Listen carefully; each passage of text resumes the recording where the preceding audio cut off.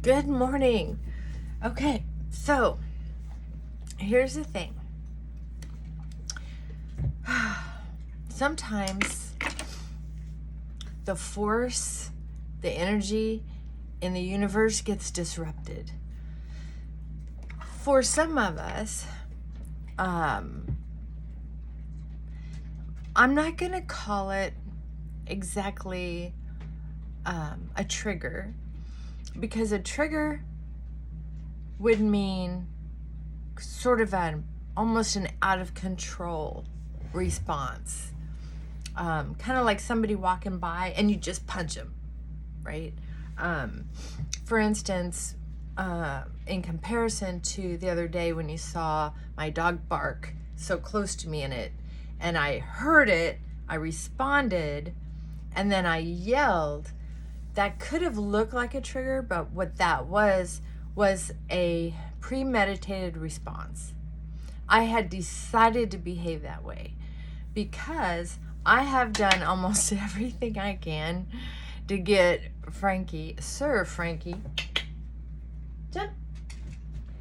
to not bark in the house, because I have a small house and it's all wood floors. I don't have a lot on the walls. I don't have a lot of cushy fabric. It's all easy to clean. And so it just pierces my brain because I have very sensitive hearing. So that was a decided response. And I had to get really clear on my response because I knew I had to do it quickly so he would understand that that's why I was acting that way. And no dog wants to see their parent upset. So it's an experiment. We'll see what happens. I'm talking about when the energy, when enough things change, for some of us, it's like, okay, this happened, and then they say things happen in threes, and then this happens, and then this happens. Well, it's not that simple for people of trauma. It's not always that simple, unless they're simple. And most people aren't that simple. So, for instance,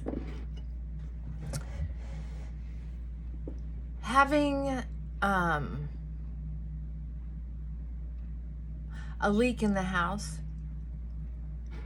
or a flood in the house, or a small fire in the house, isn't just, and it's covered by insurance for the most part. There might be some deductibles, it might be this or that, and it's not going to make you go hungry, right? So it's something you can do, and it's insurance that you purchased so that you wouldn't lose your house if you had one of these issues. You would just, your bank account would go down a little bit, but you wouldn't be homeless.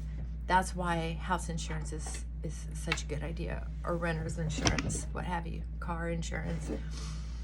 But here's the thing, for people like me, and you may relate to this, and I wish more people talked about it. A lot of times therapists will say, well, so it's upsetting you that people are in and out of your house and this has something to do with money.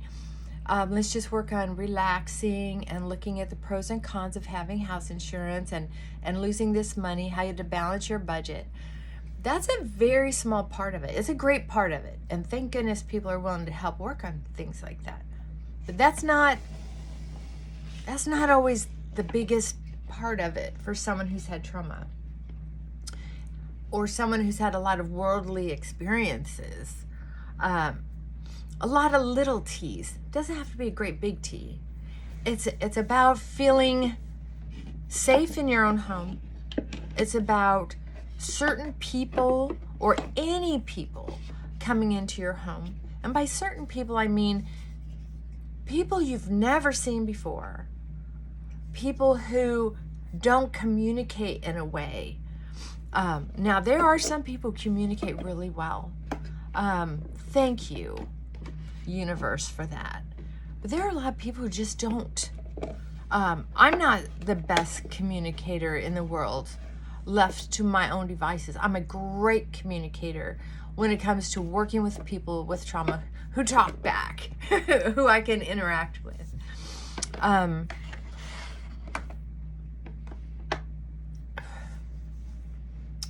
But when someone is coming into, so here's the money part, and then there's the people coming and going.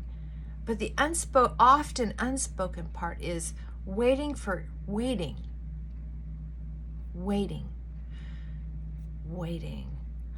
each person to do their job, waiting for the insurance company to say something, to communicate, waiting for the next receipt, for the next footsteps going through the house, for the next door to open and close. It's this constant state of waiting, right? So I used a house repair as an example simply because I'm going through one right now. And I noticed that I was starting to get emotional, but I also shared with you I started a small fire recently. Then this plumbing thing happened recently. A couple other things have been on the table. I had to cancel a vacation recently, I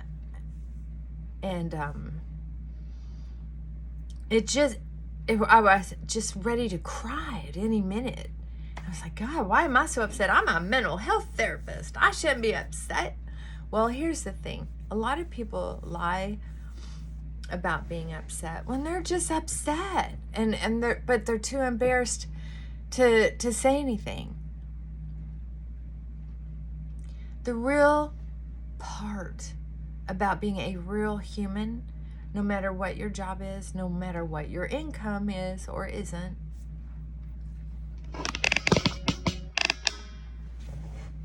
hi handsome, it's about being real. So I'm just going to encourage you to be real today. And if you're having feelings and emotions, here's what I'm going to suggest. So just say it out loud, like, oh, I feel like I'm about ready to cry right now. It's not your fault. I'm just getting ready to cry right now. Or wow, I am starting to feel like I just want to tear somebody's arm off and beat them with it. I'm just so mad. And it's not anyone personal. It's just, I'm feeling so angry right now. For me, a big deal is the waiting. Because when I was a kid, and I don't do this particular behavior anymore. When I was a kid, when I was in waiting for mom to get home, waiting for the bars to close, waiting for news about something, waiting on the phone bill. I mean, anything. When I was young, I would spend that time waiting, holding my breath, worrying and wondering and ruminating and just this racing thinking over and over again, what if this happens? What if this happens? What if this happens? And trying to hope for the best, and then wish for the future. So waiting isn't just someone sitting in a waiting room, relaxed, thumbing through a magazine, enjoying the flavor of their lifesaver. It's not that kind of waiting. Waiting is like, I watched a movie last night where this guy was buried in a box underground. Wasn't very far underground, but it was far enough. He could barely breathe. What show was that? Hudson and Rex. It's one of my favorite shows right now because they took a lot of my favorite shows off this last year. I don't know what they were thinking. All of them at once. Ugh. Anyway, that's what waiting is like for someone who's had trauma. So I don't get to practice staying cool during anxiety-ridden situations where there's so many things going on at once or not going on at once, because those kind of situations don't happen in my life very often. So this is a time and space where I get to practice getting the energy in my universe to stay cool and calm and flow while all this other stuff is going on. My imagined chaos It's like it's chaos waiting for these workers to communicate with each other, communicate with the insurance companies, and then communicate with me, and then waiting for the doorbell to ring. Waiting for somebody to walk through. And I work from home. You know, it's just that, all that. So I get to practice for a while because the damage was extensive, evidently, to a certain extent. I shouldn't over complain. So this is my opportunity to not re-engage in those old narrow pathways, old thoughts like, of course this happened to me, of course I'm gonna, I was just saving up that money for vacation, now I get to spend it on this, because I'm not gonna take out my emergency fund to go on vacation. That's not smart budgeting for me. It's not that crucial. I can wait longer. So this is my opportunity to keep getting on track when I slip off, to feel my feelings, to think, oh, I see where this connects. See, when you're calm, okay, so I'm all upset, right? But if I get quiet, I can be upset, but quiet. So when I get quiet and I breathe, so my brain has oxygen to think, and I mentally feel what's going on in my body and where, I'll come up with it. It's like, I don't like strangers in my house. I don't care who they are. And I'm such an introvert that I'm an extrovert in certain situations. But where I feel vulnerable, having strangers in my house, I don't know how much money they're going to need to feel satisfied that they did their work and they feel like they're getting paid enough. That's a lot for my brain to function around past events that have happened. So it's a chance for me to feel grown up, to feel like I communicate well enough, to feel like I do have enough money. I do. Why would I act like I'm going to starve to death? Right? So I got this. This is part of what being a grown-up is making financial decisions, being financially responsible, or anyway in my generation, in my time. This is how I function. I'm not putting down anybody else, but this is what makes me feel good, is being responsible. And asking nicely. If I don't understand something they're telling me, to be able to stay calm so they don't get offended.